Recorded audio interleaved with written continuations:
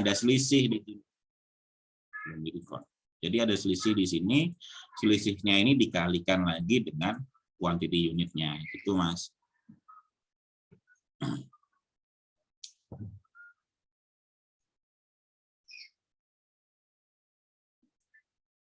Yang lain gimana? Pak, boleh lihat yang penjualan di bawah standar itu? Yang ini? Itu Ini gimana? kemarin udah aku copy dengan ini loh Mas, dengan yang pastinya yang value doang. Cuman kemarin ininya saya pakai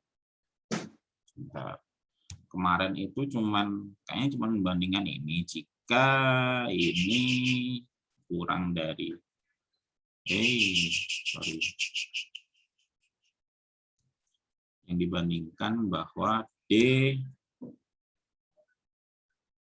kurang dari D3 kurang dari E. Nah, ini aja. Terus untuk karena yang kalau ngelihat soal H itu yang ternyata yang dikuningin malah yang itunya ya. Nah, kalau untuk yang true false-nya yang ininya saya pakai conditional formatting aja kemarin. Tuh. Terima kasih, Pak. Yuk. Yang lain gimana? Aman? Untuk yang G itu bentuk chartnya apa ya, Pak? G. Soal G. G itu saya pakai di sini ada radar, Mas. Radar. Yang jadi dari ini di blok dulu kan, terus insert, ada saya klik di recommended chart aja, terus di sini ada yang pilihan ini, ada pilihan radar ini. Cuman nggak tahu apakah ini default ada di semua office ataukah hanya di yang baru aja, saya nggak tahu. Kalaupun nanti coba deh dicek deh, ini ada di 2010, 2013 nggak? Oh ada. Ada ya. Terima kasih, Pak. Yuk. Oke. Pak. Ya. Izin bertanya buat yang soal C, Pak. Soal C, ini yang jawab C ya, Mbak. Itu cara dapetin yang bulannya itu gimana ya, Pak? Ininya ya? Oh, ini kita masuk di sininya aja berarti ya. Jadi kemarin sih saya pakai ini. Jadi kan ini tanggalnya, terus saya pingin dapet tahun karena ada beberapa yang cuman minta tahun 2020 doang kan ya. Jadi makanya saya di sini pakai tahun. Lah di sini kalau untuk bulan saya pakainya ini rumusnya. Jadi teks di sini untuk menampilkan hasil teksnya dari yang di sini E2, terus formatnya ialah saya pinginnya YYYY untuk year-nya. Jadi kan year-nya ada 4, strip MM untuk dapat month-nya ada 2. Biar kalau umpama dia 01, sorry dia Januari ya berarti dia akan munculnya 01. Bukan cuma 1 aja. Tuh. Gitu, Mbak. Baik, Pak. Terima kasih, Pak. Yuk. Oke.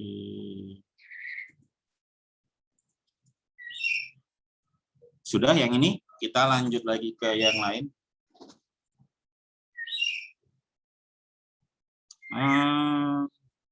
Setelah ini yang... Pak, izin bertanya mungkin, Pak. Ya, gimana Mas Dio? Mungkin kalau misalkan UTS mungkin ada tipe soal yang seperti ini ya, Pak. Itu kita perlu bikin nanti jawabannya itu sesuai dengan yang contohnya tadi, sesuai maksudnya kayak sesuai benar-benar sesuai itu, atau misal kayak ada dari segi pewarnaannya itu gimana, Pak? Harusnya sih sesuai. Cuman memang apa ya dari saya sendiri kan saya juga ngelihat apa sih yang sudah kalian kerjakan di dalam sininya. Umpama ini di dalam soal 3.1 ini ada 8 soal. Kalian umpama sudah menyelesaikan ke-8 soalnya, cuma ternyata untuk keterangan-keterangannya mungkin belum kalian ubah. Ya nanti itu akan ada pertimbangan sendiri. Jadi ya kalau umpama yang mau dapat nilai sempurnanya ya seharusnya dikerjakan semuanya. Gitu sih Mas Dio. Tapi memang ini yang contohnya yang inilah ya.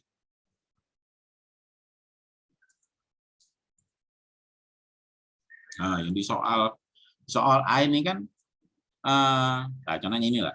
Ini kan di sini label, berarti kalau umpama kita mau benar-benar sesuai dengan di sini kan diubah menjadi kategori juga. Terus quantity unit kita ganti dengan jumlah unit berjual. Nah, ya kalaupun ini tidak diubah nanti, kalau menurut saya juga melihat dari sisi ininya, sisi substansinya aja. Jadi yang paling penting dari substansinya dulu, sudah benar atau belum. Nah, terus kalau umpama hasilnya kayak gini, ini kan ternyata nggak cocok nih. Ada yang ngerjain terus cocok nggak hasilnya? Yang untuk di soal A. Kayaknya kok kemarin ya nggak bisa dapat jumlah segini nih. Karena kalau umpama dari sisi ininya aja di sales transaction ini, melihat dari quantity unit, nah ini kan sum-nya aja ada di 9.524. Jadi ya bisa, kecuali memang di sini harus ini lagi ya, harus di data validasi lagi ya.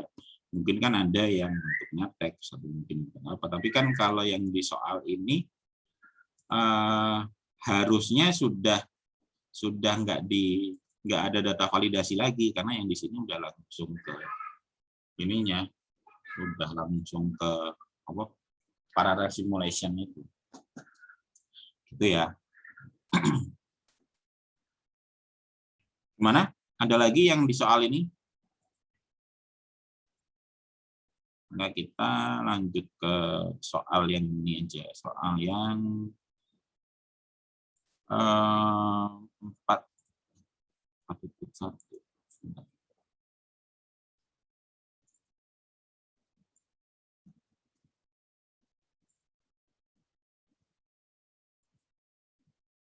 Oh, yang 4.2 aja.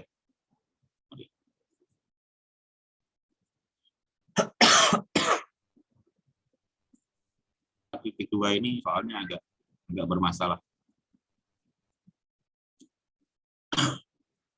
Jadi di soal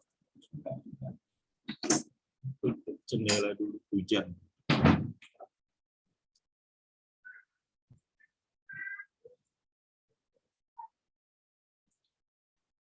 Ini soal 4.1.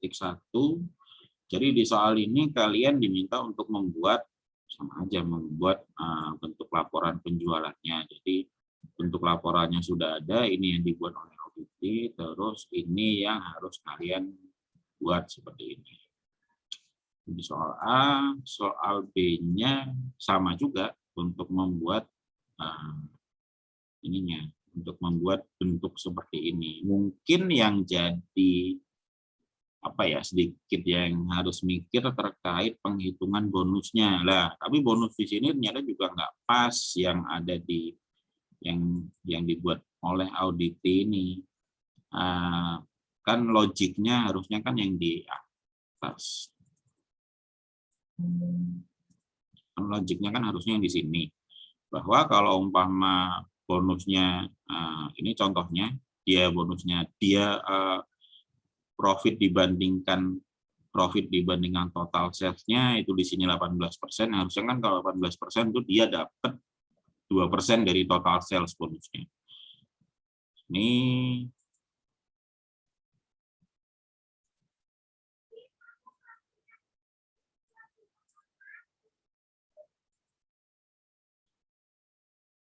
sorry. Harusnya karena 18%, dia kan dapatnya 1% dari total sales, karena kan dia yang ini 10 sampai dengan 20. Tapi ternyata di soal yang untuk 18% itu profitnya dia dapatnya 2%. Terus ini malah ada yang bonusnya sampai dengan 7%. Harusnya kan bonus maksimal itu cuma 5% aja dari ininya, dari salesnya. Itu di sini cuma ada 2 soal, soal A dan soal B.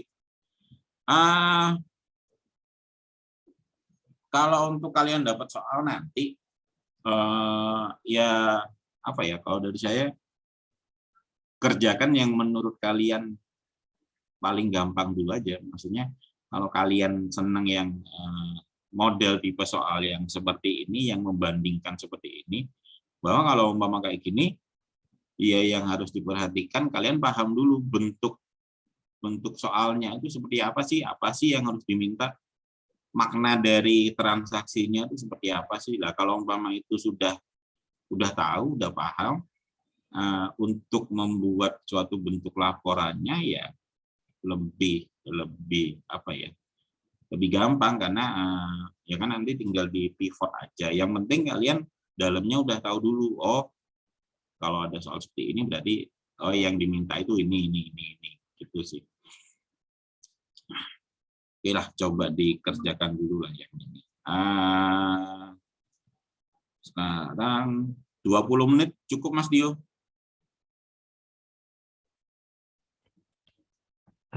Gimana teman-teman? Coba lah ya, coba dulu lah. Ini kan soalnya cuma ada 2 kan, soal A, soal B.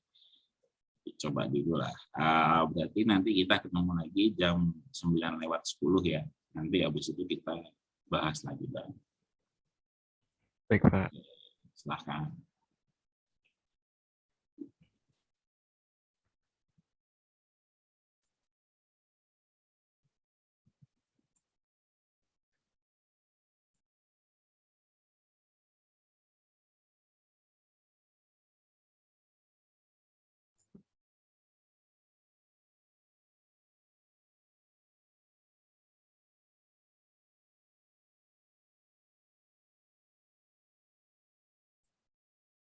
Gimana? Sudah selesai?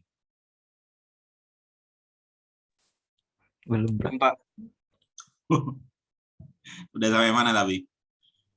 Terkendala di nama, Pak. Kayaknya di database-nya ada nama yang beda gitu, Pak. Sama yang beda. Nah, Mungkin bisa dibahas aja, Pak.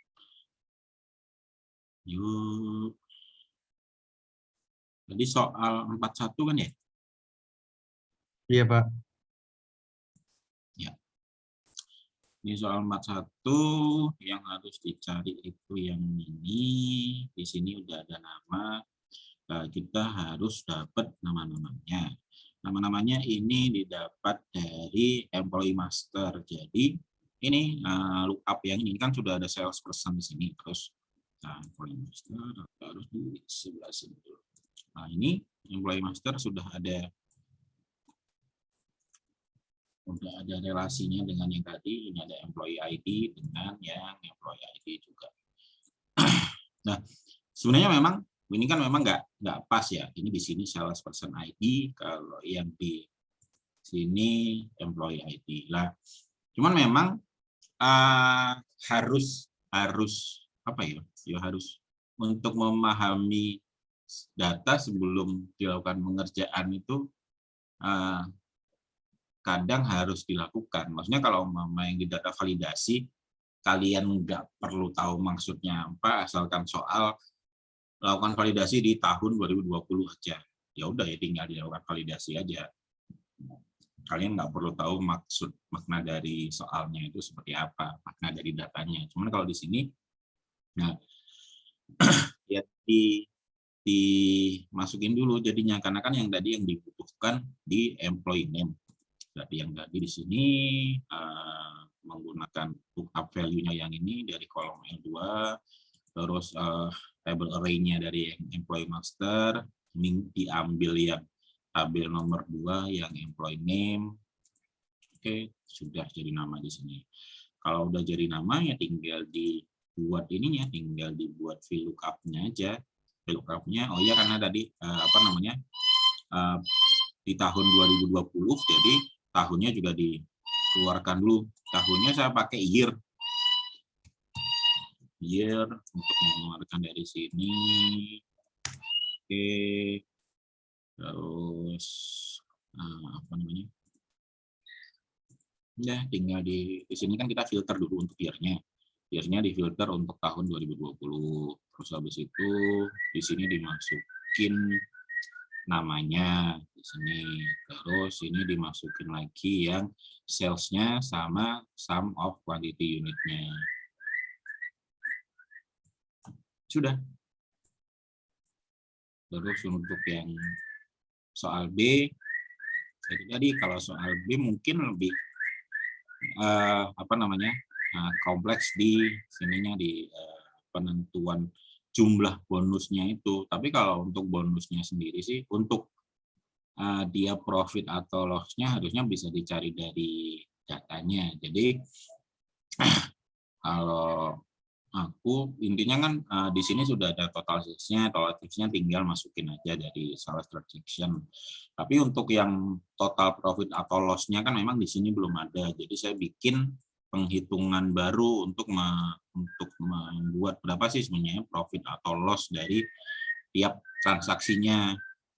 Yang saya gunakan di sini dari yang sales saya kurangi dengan production cost dikali dengan quantity unitnya. Production cost didapat dari product master. Di sini kan ada production cost-nya berapa untuk tiap produknya. Ininya dari sini, lookup value-nya, terus di tabel array-nya dari product master, dan didapat production cost.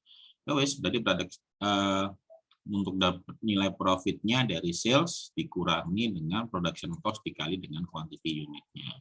Didapat segini profit atau loss-nya, terus dia dimasukin ke sini, dimasukin di value-nya.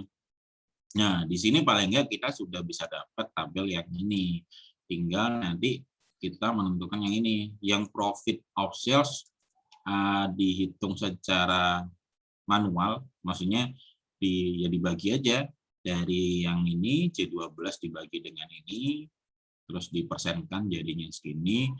Untuk yang ini, untuk yang bonusnya itu kalau kalian masih ingat yang dulu yang kita hitung PPN yang pakai if itu, saya sih pakai yang rumus itu.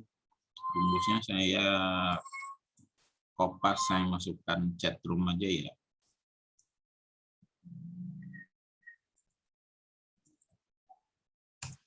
Oke, sudah di chat room rumusnya.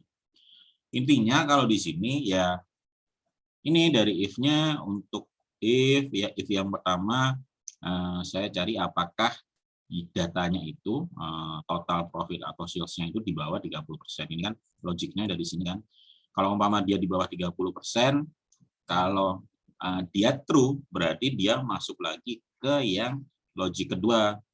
Apakah dia di bawah 30%? Ya, true. Jadi dia masuk ke logik kedua. Apakah dia di bawah 20%? Kalau iya, masuk lagi ke logik yang ketiga. Apakah dia di atas 10%? Kalau dia di atas 10% dan di bawah 20%, dia berarti 1%. Ini kan. Tapi kalau umpama dia tidak di bawah 10%, dia berarti 0%. Nah, untuk yang belakang-belakangnya dari yang ininya tadi, antara 20 sama dengan 10, antara 30 sama dengan 20, dan di atas 30. Nah, yang paling terakhir yang ini yang di atas 30. Terus hasilnya dikalikan dengan sales-nya. Ya udah, jadinya segini. Dan memang ini nggak pas dengan yang diberikan oleh auditinya, karena ya itu tadi penghitungannya memang nggak pas kalau melihat dari auditinya ini. Oke. Izin nanya, Pak. Yuk. Ini tuh yang soal A tadi itu kan ada 3 cara itu, jadi kita cuma pilih salah satu aja gitu. Yang soal B juga. atau tiga-tiganya? Kalau dari saya Mas ya, asalkan secara substansi sudah memenuhi, nggak ada masalah. Umpama ya kan untuk melakukan sebuah bentuk parallel simulation itu kan bisa menggunakan sum if, consolidate, ataupun menggunakan pivot. Nah,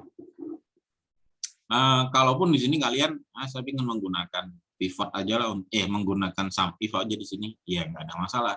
Yang penting bisa dapat yang seperti ini, bisa dapat untuk pembandingannya itu.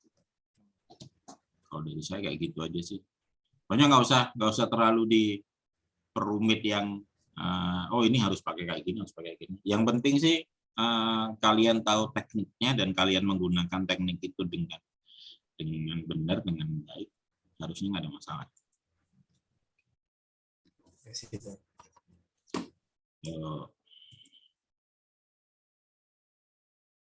Ini antara wajah kebingungan, pengen ngerjain soal lagi berarti. Soal yang terakhir yang akan kita bahas yang 3.2. 3 soal ini yang menurut saya apa ya, yang apa, dari sisi kompleksitas lebih membutuhkan inilah, ya harus paham dulu datanya seperti apa, terus teknik yang dipakai seperti apa. Makanya yang mau saya bahas yang soal berapa nih? Soal yang 32. Oke. Itu coba dikerjakan lagi ya. Saya kasih waktu 20 menit. Kita ketemu lagi di 9.40 berarti. Kita tolong ya Mas Dio. Baik, Pak.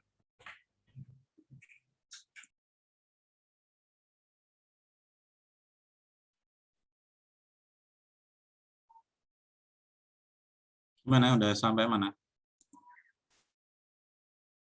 Sudah selesai semua.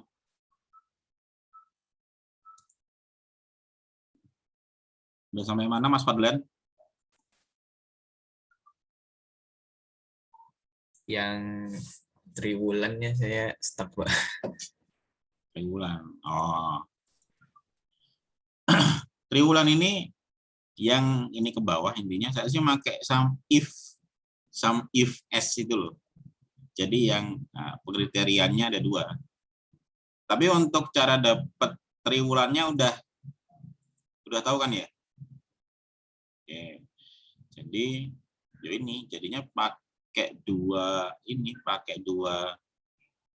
kriteria, pakai sum ifs. Jadi di sini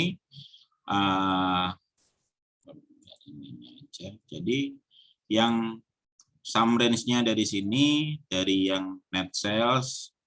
Oke, jadi kalau sum if, gimana sih bacanya ini? Sum ifs itu yang pertama dimasukin yang sum range-nya dulu. Beda dengan kalau yang sum if biasa itu kan yang untuk sum range-nya itu kan malah ditaruh di terakhir kan. Tapi kalau yang sum if ini sum range-nya taruh di yang pertama. Terus setelah itu dimasukin yang kriteria range-nya. Range-nya ini kan yang pertama kita pakai yang dari key. Key ini saya definisikan dulu tadi pakai VLOOKUP untuk dapat kategori produknya. Kategori produk itu ada di tabel master product. Relasinya menggunakan yang kode produk ini. Ini dapat kita range-nya, terus kita, karena tadi kan yang diminta yang ini yang mountain bike, terus habis itu untuk kriteria selanjutnya yang ini untuk triwulan masukin yang triwulan 1. Loh, tadi ada kepencet.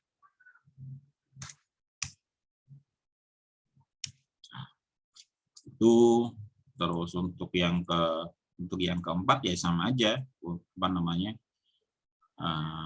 ininya langkahnya sama aja, cuman yang untuk yang kriteria kedua diganti dengan triwulan 4. Untuk yang nomor 5 sama dari sum range-nya dari L, terus nota penjualannya yang dari ini, diambil yang karbon, kan tadi kan diminta yang ini, yang frame-nya.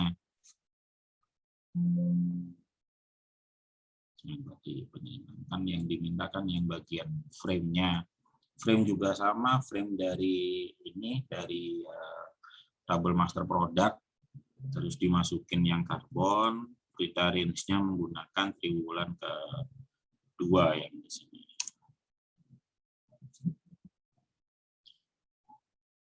Oke, terus yang ini sama, tinggal dimasukin yang tadi yang kedua, ini ketiga. Ini yang ini memang hasilnya 0 karena memang nggak ada hasilnya yang dengan kriteria New York di semester 1 itu. Jadi kalau kalian ngerjain terus 0, ya emang hasilnya 0. Semalam ngerjain ini salahnya di mana? Kita ngeliat data, oh iya emang hasilnya nggak ada. Gitulah. Ini untuk soal A. Jadi seperti ini. Ada yang mau tanyakan dulu? Izin bertanya, Pak. Silakan, Pak Aviana. Yang total sales yang memperhitungkan ongkir itu berarti pakainya total sales. Berarti kalau yang tidak memperhitungkan ongkir itu yang pakai ini ya Pak, gross sales ya Pak. Nah, kita lihat di sininya ya. Jadi kalau yang tanpa ongkir itu yang ini Mbak, yang net sales. Karena kan ada diskon juga. Jadi net sales ini kalau ditambah dengan ongkir, dia baru jadi total sales itu. Gross sales karena masih ada kemungkinan dia dapat diskon soalnya.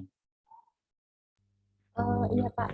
Terus kalau misalnya yang ongkirnya itu kan ada di sheet baru itu ada yang tarif ongkirnya itu gitu. Tarif ongkir ini kan tadi kayaknya nggak ada di soal itu, kan nggak ada masukin ongkir ya. Jadi untuk yang referensi tarifnya mungkin bisa diacuhkan karena di petunjuk soal intinya nggak perlu melakukan validasi lagi. Maksudnya umpama di sini kita kan ini kan yang di penjualannya. Umpama di sini harusnya ongkirnya kalau umpama ngecek di tabel referensinya umpama di sini 25, terus sininya juga 25. Cuman ternyata di data tadi 50-50. Tapi karena nggak diminta untuk melakukan validasi atas ongkir, jadi ya udah nggak perlu dicek untuk ongkirnya ini. Tuh. Berarti langsung pakai yang total sales aja Pak. Iya Mbak. Makasih Pak. Karena ya selama tidak diminta oleh soal ya nggak usah dilakukan. Meskipun apakah itu bisa dilakukan? Ya bisa-bisa aja. Jadi kan dilakukan. Ya konsepnya kan sebelum melakukan parallel simulation kan dilakukan data validation dulu. Tapi ya karena untuk ya dari sisi waktu sih, Intern ini kan soalnya juga soal parallel simulation itu, makanya lebih lebih ditekankan di parallel simulation-nya. Gitu Mbak. Pak, izin bertanya Pak. Silahkan Mas Andika. Yang di soal A Pak. Di soal A, nah yang New York, yang soal ke-6 ini yang New York sama Colorado itu Pak, itu termasuk kota atau negara bagian Pak? Soalnya kalau di tarif ongkir itu kan termasuk negara bagian. Nah itu ada Pak hasilnya saya dapat Pak. Total gross sales. Iya, nah New York-nya termasuk negara bagian Pak di tarif ongkir, di sheet tarif ongkir.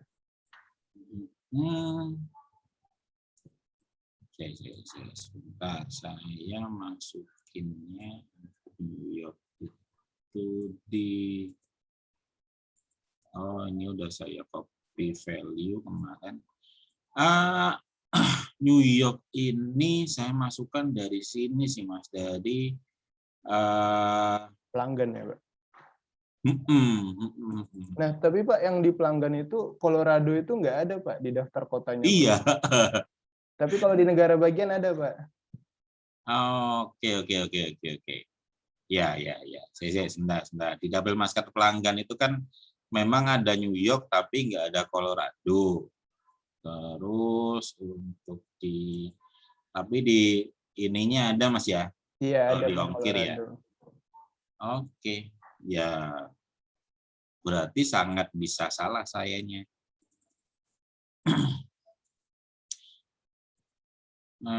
Total gross sales sepeda 1. Oke, ini tabelnya.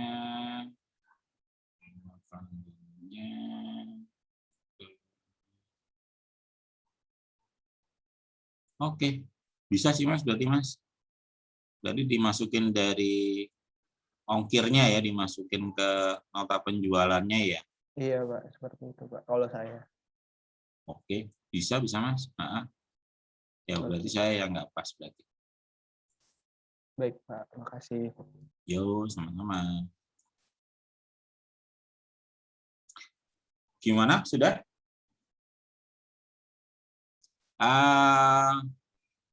Dinyalakan dulu video untuk portal dulu, masukin di portal.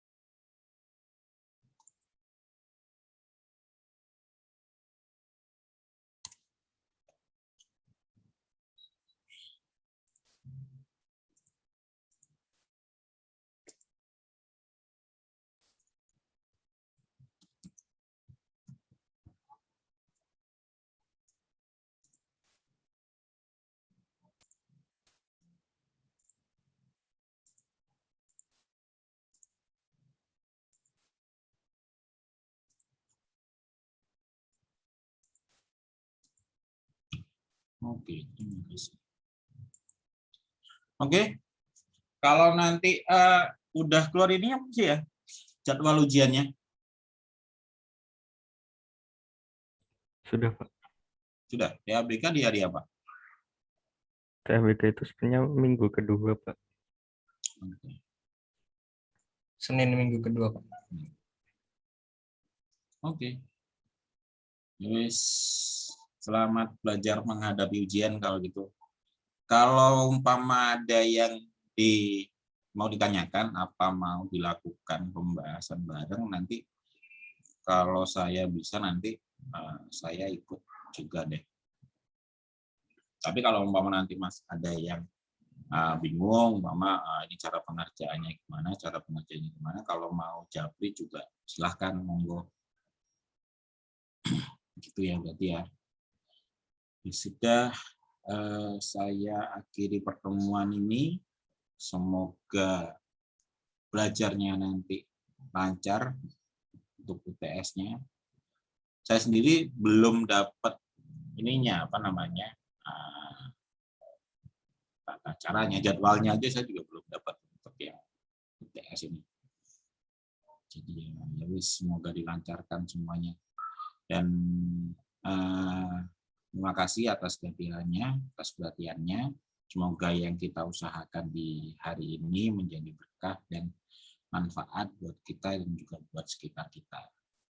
Oke, kalau gitu terima kasih. Assalamualaikum warahmatullahi wabarakatuh. Waalaikumsalam warahmatullahi wabarakatuh. Terima kasih Pak. Mohon apa sebelumnya Pak? Oke, Mohon maaf. Hah? Pak, izin Pak, apakah Iya, kami Mas. boleh minta itu Pak, Excel pengerjaan Bapak tadi Pak, untuk Boleh, pembelajaran kami Pak. boleh. Baik Pak. Oke, nanti tak kirimin Mas. Nanti tak benerin dulu yang tadi ada yang tadi diingetin Mas Andika ya. Jadi mungkin nanti malaman lah ya saya kirimnya. Ya, Pak.